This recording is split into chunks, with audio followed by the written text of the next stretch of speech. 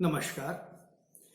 आज हम बीए द्वितीय वर्ष के हिंदी साहित्य के प्रथम प्रश्न पत्र में बिहारी की समीक्षा करेंगे। रीति सिद्ध कवि बिहारी को समग्र रूप से आज हम देखेंगे। बिहारी के बारे में कुछ महत्वपूर्ण प्रश्न बनते हैं। मैं सबसे पहले वो प्रश्न आपको पढ़कर सुना देता हूं कि बिहारी में कौन कौन से प्रश्न बनते हैं, ताकि हम जब फ्लो में चलेंगे तो आपको उसको समझने में बहुत आसानी रहेगी कि बिहारी में आमतौर पर बीए की परीक्षा से लेकर कंपटीशन की परीक्षा तक प्रमुख प्रश्न कौन कौन से बनते हैं, हम उन पर चर्चा कर रहे हैं। तो पहला जो प्रश्न बनता है बिहारी पर वो है, बिहारी के दोहे गागर में सागर भरते हैं, इस उक्ति को स्पष्ट करें। दूसरा प्रश्न बनता है कि बिहारी के काव्य सौंदर्य को स्पष्ट करें, जिसमें उनका भाव पक्ष और कला पक्ष दोनों आ जाते हैं। तीसरा प्रश्न बनता है, सत्सैयारे दोहरे अस नाविक के तीर, देखन में छोटे लगे घाव करें गंभीर, उक्ति की सार्थकता को स्पष्ट कीजिए। चौथा प्रश्न बनता है, रीति सिद्ध कवि बिहारी के काव्य में श्रृंगार के दोनों पक्षों संयोग और वियोग का सफल चित्रण हुआ है, इसको स्पष्ट करें। पांचवा प्रश्न बनता है, भक्ति रीति नीति की त्रिवेणी है बिहारी का साहित्य। छठा प्रश्न बनता है, बिहारी की अलंकार योजना पर प्रकाश डालिए। और सातवां प्रश्न है, बिहारी की काव्यगत विशेषताएं जो बिहारी के काव्य सौंदर्य में भी आ जाती हैं। तो ये 7 प्रश्न बिहारी पर प्रमुख रूप से बनते हैं और प्राय सभी परीक्षाओं में पूछे जाते हैं। तो इन प्रश्नों के संदर्भ में आज हम बिहारी पर प्रकाश डालेंगे। कोशिश करेंगे कि बिहारी को संक्षेप में एक बार इन सारे प्रश्नों के प्रकाश में देख लें हम, तो बिहारी की किस ढंग से हम समीक्षा कर सकते हैं, किस ढंग से हम बिहारी का अध्ययन कर सकते हैं, ताकि बिहारी को समग्र रूप से समझा जा सके। तो छात्रों, बिहारी जो है वो रीति सिद्ध काव्य परंपरा के कवि माने जाते हैं। रीति काल के प्रमुख कवियों में बिहारी का स्थान बहुत ऊंचा है। कुछ लोगों का तो मानना ही है कि रीति काल मतलब बिहारी, श्रृंगार काल मतलब बिहारी, यानी श्रृंगार रस की अधिकता बिहारी के साहित्य में भी है। और सही माने में देखा जाए तो बिहारी ने श्रृंगार, भक्ति और नीति के अलावा और कुछ लिखा ही नहीं है। बिहारी के काव्य में, बिहारी का काव्य जो है वो दोहा छंद में सर्जित है, पूरा का पूरा छंद दोहा छंद में है। और इनकी रचना का नाम है बिहारी सतसई, जिसमें 727 दोहों का संकलन है। अब इन दोहों के संकलन के पीछे भी एक कहानी है। मैं बहुत संक्षेप में आपको कहानी सुनाना चाहता हूं कि जब आमेर के राजा, उस समय जयपुर नहीं बसा था, आमेर का घराना था, आमेर के राजा सवाई जयसिंह, जिन्होंने बाद में जयपुर की नींव रखी थी। सवाई जयसिंह जब बंगाल की 13 वर्षीय राजकुमारी को जीत कर लाए युद्ध में, तो वे उनके प्रेम पास में इस कदर फंस गए कि उन्होंने दरबार में आना और राजकाज करना छोड़ दिया। दरबारी बहुत चिंतित हुए। सभी दरबारियों ने एक मत होकर बिहारी को यह दायित्व सौंपा कि आप राजा को समझाइए, क्योंकि राजा आपके मित्र भी हैं और आपकी रनिवास तक एंट्री भी है। बिहारी ने एक दोहा लिखा और उस दोहे के साथ गुलाब की एक कली लगा के एक दासी के हाथ राजा को भिजवा दी। राजा जयसिंह प्रकांड पंडित थे, बहुत विद्वान थे। राजा जयसिंह ने जैसे ही वो दोहा पढ़ा, उनकी समझ में आ गया। और इतिहास सिद्ध घटना है कि राजा जयसिंह रनिवास से दौड़ते हुए दरबारे आम में आए। अगर आपने आमेर का महल देखा हो, तो जैसे ही महल के अंदर हम मुख्य द्वार से अंदर घुसते हैं किले में, तो सामने एक बहुत सारे खंभों का एक भवन है, वही दरबारे आम था। तो वहां राजा आए, उन्होंने सभी से क्षमा याचना की और उसके बाद उन्होंने बिहारी को आदेश दिया कि आज से आप रोज एक दोहा मुझे सुनाओगे, बदले में आपको एक स्वर्ण मुद्रा मिलेगी। वहां से सिलसिला शुरू हुआ बिहारी सतसई के सृजन का। राजा को रोज एक दोहा बिहारी सुनाते और धीरे धीरे करके वो जो दोहों का भंडार था वो 727 हो गया और उनको संकलित कर बिहारी ने बिहारी सत्सई ग्रंथ की रचना की। यही ग्रंथ आगे जाके राजा सवाई जयसिंह के पुत्र सवाई राम सिंह जब बच्चे थे तब उनको पढ़ाने का जरिया बना। इसी ग्रंथ से बिहारी ने राजा राम सिंह को पढ़ाया। चंद्रमहल के म्यूजियम में यह मूल बिहारी सत्सई आज भी रखी हुई है। आप उसको कभी भी जाकर देख सकते हैं और उस पर देख सकते हैं कि राजा राम सिंह बाल सुलभ जो बच्चे की लिखने की प्रवृत्ति होती है, उन्होंने उस रचना पे भी अपना नाम और न जाने क्या क्या लिख रखा है पेंसिल से, जो इतिहास की प्रामाणिकता को सिद्ध करता है। तो यहां बिहारी सत्सई का सृजन कैसे हुआ? अब बिहारी सत्सई में उन तमाम जितने भी नियम कायदे, कानून कायदे साहित्य सिद्धांत के रूप में होते थे, साहित्य के सृजन के रूप में जो सिद्धांत प्रतिपादित थे, काव्य शास्त्रीय सिद्धांत थे, बिहारी उसमें सिद्ध थे, इसलिए वो रीति सिद्ध कवि कहलाए। लेकिन उनका उपयोग उन्होंने बहुत अधिक दृढ़ता से नहीं किया, सहजता से कहीं हो गया हो तो अलग बात है। जैसे उन्होंने अपने बिहारी सत्सई का प्रारंभ ईश वंदना से किया। उनका पहला दोहा है बिहारी सत्सई का, मेरी भव बाधा हरो राधा नागर सोए, जा तन की झाई परे शाम हरित दुति होए। अर्थात राधा की वंदना कर रहे हैं शाम को प्रसन्न करने के लिए कि हे राधा, आपके तन की छाया पड़ने मात्र से ही शाम हरित हो जाते हैं, अर्थात प्रसन्न हो जाते हैं। इसलिए आपसे वंदना कर रहा हूं कि आप मेरी सिफारिश थोड़ी सी कर दीजिए। तो भक्ति से शुरू हुआ और फिर इन्होंने नीति, संसार को, समाज को ज्ञान देने के लिए बहुत सारे दोहों का सृजन किया, जो सहज ही सामान्य रूप से मनुष्य के मन में बैठते हैं और उसकी चेतना को जागृत करते हैं। इसके अतिरिक्त जो मुख्य रूप, जो बिहारी का स्वरूप है, जिसके लिए बिहारी को जाना जाता है, वह है श्रृंगार। श्रृंगार रस बिहारी का प्रतिपाद रस था। बिहारी ने श्रृंगार में ही अधिकतर अपने साहित्य का सृजन किया। फिर वह श्रृंगार संयोग श्रृंगार में भी था और वियोग श्रृंगार में भी था। दोनों तरह के श्रृंगार में बिहारी निष्णात थे, दोनों का वर्णन करने में बिहारी निष्णात थे। उनको लोक का अनुभव बहुत अधिक था।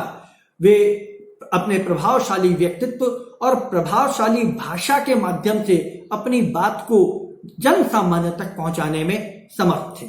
तो बिहारी का जो भाव पक्ष एक तरीके से देखा जाए, वह इतना क्लिष्ट था, इतना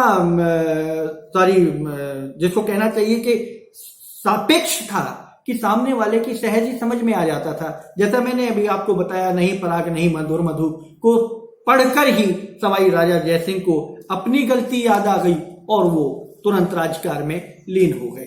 तो ये था बिहारी का भाव पक्ष। और इसी तरह कला पक्ष की दृष्टि से अगर बात करते हैं बिहारी की, तो बिहारी की सबसे पहले हम भाषा को लेते हैं। बिहारी की भाषा जो थी वो समास प्रधान भाषा थी, समास युक्त भाषा थी। समास का बहुत अधिक प्रयोग बिहारी करते थे। उनकी भाषा में लोकोक्ति और मुहावरे सहज रूप में आते थे।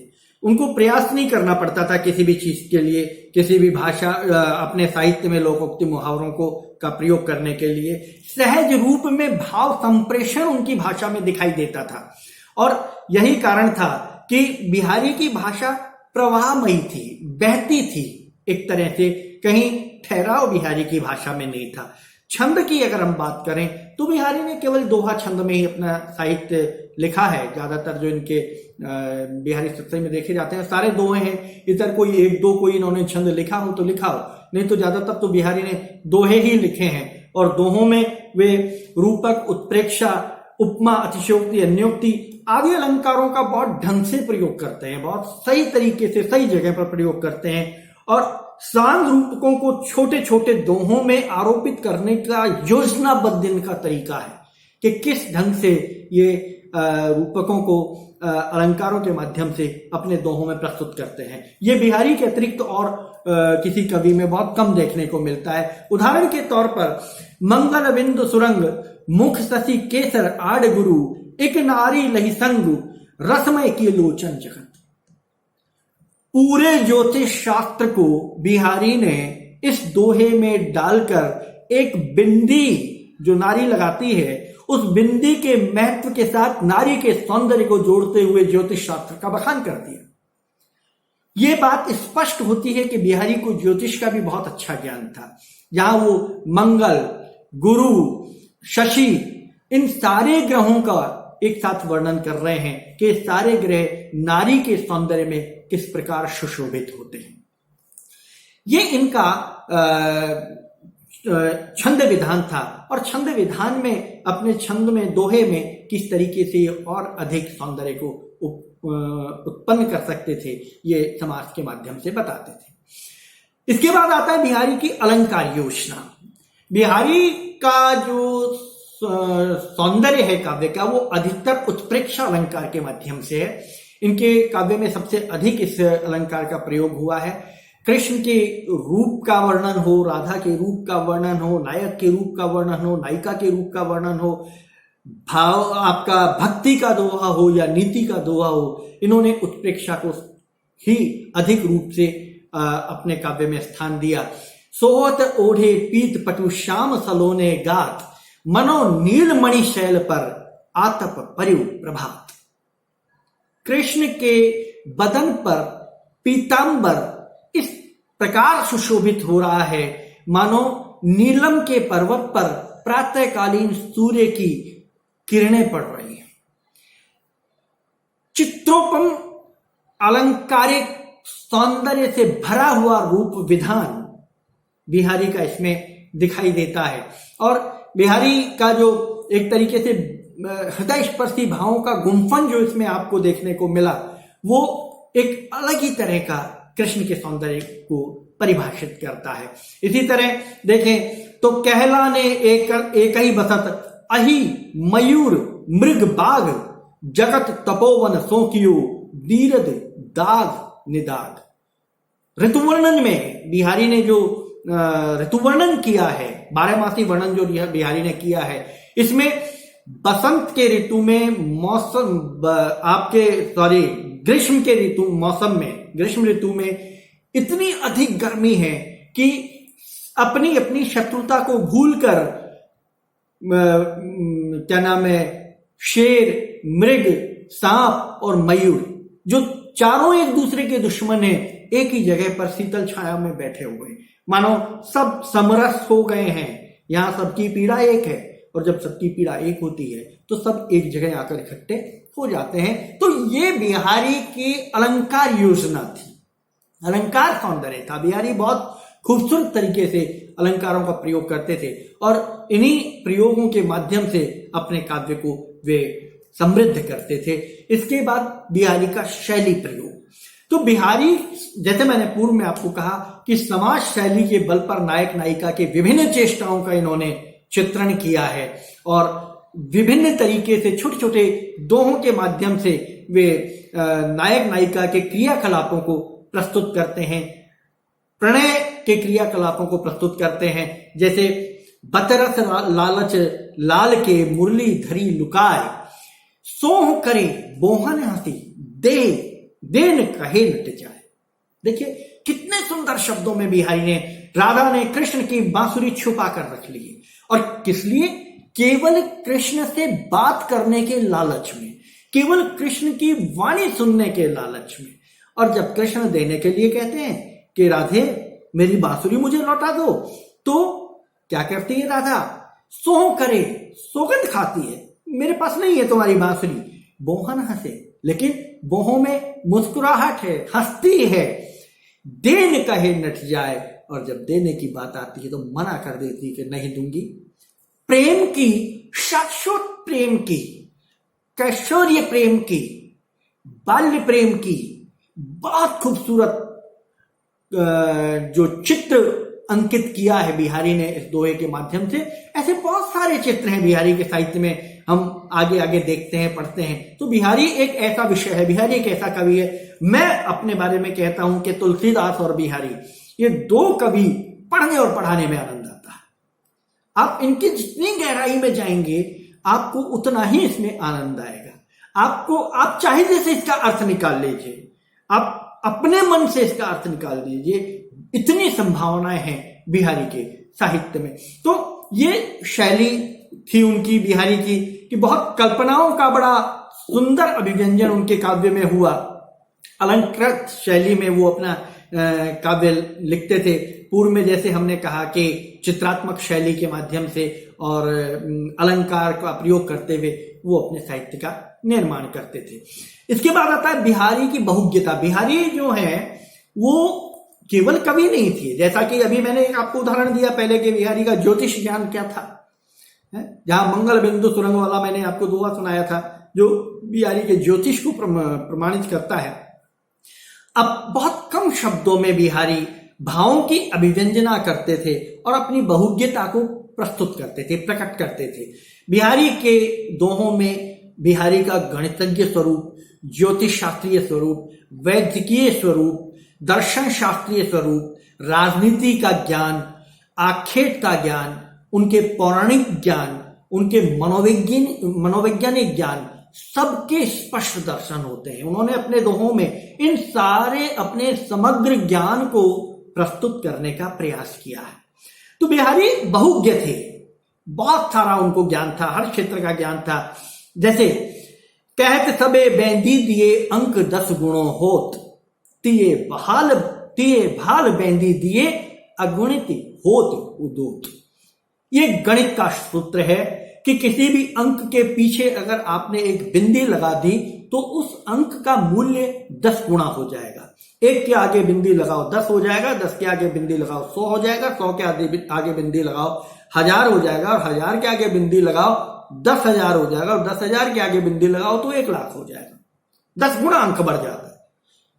लेकिन वही बिंदी यदि नारी के मस्तक पर सुशोभित हो जाए, नारी जो बिंदी लगाती है उससे उसके सौंदर्य में अनगिनत अगुणित वृद्धि हो जाती है, उसके सौंदर्य में अगुणित सौंदर्य उसका बढ़ जाता है।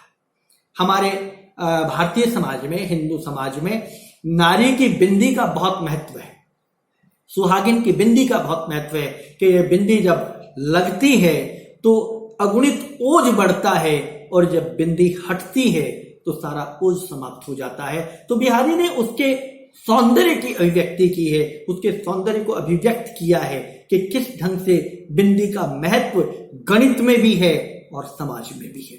तो ये बिहारी के गणितज्ञ भाव को प्रस्तुत करता है। पूर्व में ज्योतिषीय भाव पर हम मंगल बिंदु सुरंग वाले दोहे को ले चुके हैं, मैं अभी आपको इसका वर्णन कर चुका हूं। तो इस तरीके से बिहारी ने बहुत गंभीरता से अपनी बहुज्ञता को अपने दोहों में भरने का प्रयास किया। यही कारण है कि बिहारी के दोहों को गागर में सागर भरने जैसा कहा जाता है।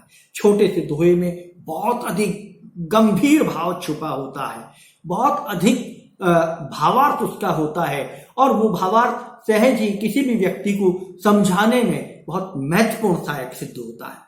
यही कारण है कि बिहारी के दोहों में गागर में सागर भरना उक्ति जो है वो चरितार्थ होती है। साथ ही बिहारी के दोहों की गंभीरता उनके उस उक्ति को भी चरितार्थ करती है कि सतसैया के दोहरे अस नाविक के तीर देखन में छोटे लगे घाव करें गंभीर। अर्थात छोटे छोटे दोहों में इतना भाव होता है कि वो मनुष्य के, व्यक्ति के, पाठक के, श्रोता के हृदय के अंदर तक जाकर गंभीरता से उसको सोचने पर मजबूर करता है। ये बिहारी के दोनों उक्तियां जो बिहारी के साहित्य के बारे में कही जाती हैं, बिहारी के साहित्य से चरितार्थ होती हैं। अब हम बात करते हैं बिहारी के जो काव्य की विशेष जो बिंदु है वो है बिहारी का मुक्तक काव्य में, मुक्तक शैली में काव्य करना। बिहारी का जो साहित्य है वो अधिकतर मुक्तक शैली में है, दोहों में है। मुक्तक काव्य सिद्ध हो जाता है इनको तो दोहों को पढ़कर। तो उनकी जो अभिव्यक्ति है वो बिहारी के समस्त भावों को लेकर, समस्त रूप जो मनोभावों को लेकर, समाज प्रचलित मनोभावों को लेकर प्रस्तुत होती है। वे भक्ति की बात करते हैं, मैंने आपको दोहा बताया मेरी भवबाधा हरो।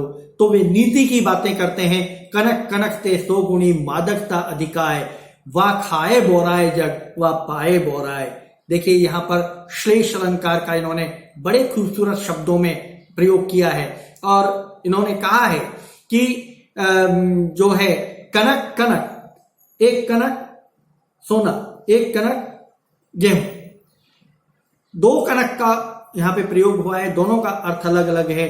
कनक को पाते ही, सोने को पाते ही अगला बावला हो जाता है व्यक्ति, और एक को तो खाने के बाद बावला होता है।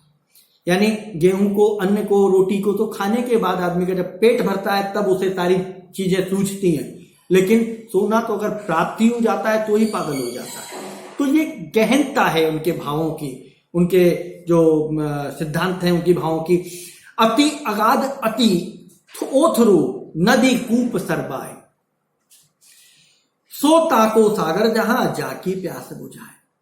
कि नदी, कुआं, सागर, ये सारे जो हैं ये बहुत गहरे हैं, बहुत उथले हैं, बहुत पानी से भरे हैं, लेकिन इनका महत्व तब है जब ये किसी की प्यास बुझाते हैं। अगर कुआं किसी की प्यास बुझाता है तो वो कुआं उसके लिए सागर है, नदी किसी की प्यास बुझाती है तो वो नदी उसके लिए सागर है। तो यहां पर कवि जो कहना चाहते हैं कि आवश्यकता पड़ने पर जब कोई वस्तु, विधान या कोई स्थान या कोई व्यक्ति हमारे काम आता है तभी उसका महत्व प्रतिपादित होता है, तभी उसकी महानता सिद्ध होती है। भाषा की सामासिकता पर हम पहले भी बात कर चुके हैं, लेकिन एक बार फिर हम भाषा की सामासिकता पर आते हैं। बिहारी के दोहे पढ़ने में बड़ा आनंद आता है, इसलिए मैं कोई ऐसा अवसर छोड़ता नहीं हूं। अगर पुनरुक्ति दोष भी आ रहा है तो मैं कर देता हूं कि मैं एक ही एक चीज को बार बार रिपीट अगर मुझे करना पड़ रहा है तो मैं कर देता हूं, क्योंकि मुझे यहाँ बिहारी का एक नया दोहा याद आ गया है। तो कहत नटत रीजत खिलजत मिलत खिलत लजिया, भरे भवन में कर हूं नैन नहीं सो बात। कल्पना कीजिए आप बिहारी की समाज शक्ति की कल्पना कीजिए, भाषा की सामासिकता की कल्पना आप कीजिए कि कितने सुंदर सुंदर, कितने अच्छे अच्छे शब्दों उन्होंने चुने।